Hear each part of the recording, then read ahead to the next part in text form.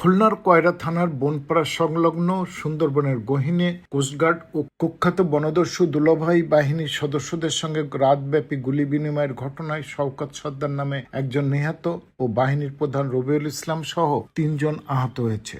গুলিবিদ্ধ রবিউল ইসলামকে Khulna medical college হাসপাতাল প্রিজন সেলে ভর্তি করা হয়েছে।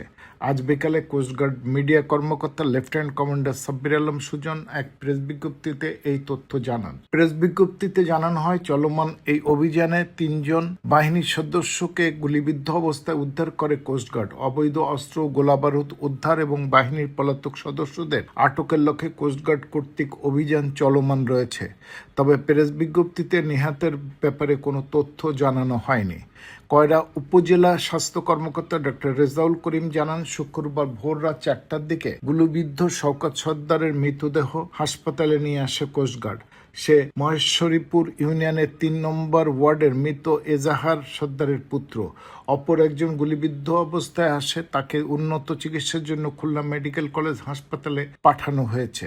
কয়রা থানার অফিসার ইনচার্জ মোহাম্মদ জাহিদুল ইসলাম জানান, বনের মধ্যে গোলাগুলি ও এক দস্যুর নিহতের খবর শুনেছি, কিন্তু আমাদের কাছে এই বিষয়ে তথ্য নাই। কোস্টগার্ড বিষয়টি দেখছে।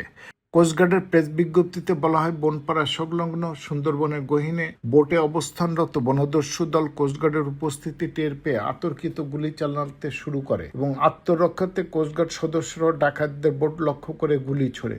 গুলিবিদ্ধ রবিউল ইসলাম সহ ৩ জনকে চিকিৎসার জন্য কয়রা উপজেলা স্বাস্থ্য কমপ্লেক্সে প্রেরণ করা হয়েছে।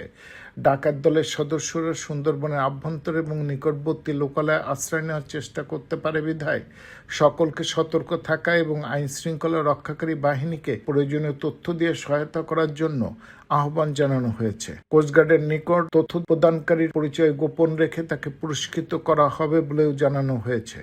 অভিযানে আজ শুক্রবার রাত 8টা পর্যন্ত চলমান রয়েছে। অভিযান শেষে বিস্তারিত জানানো হবে বলে প্রেস বিজ্ঞপ্তিতে উল্লেখ করা হয়েছে।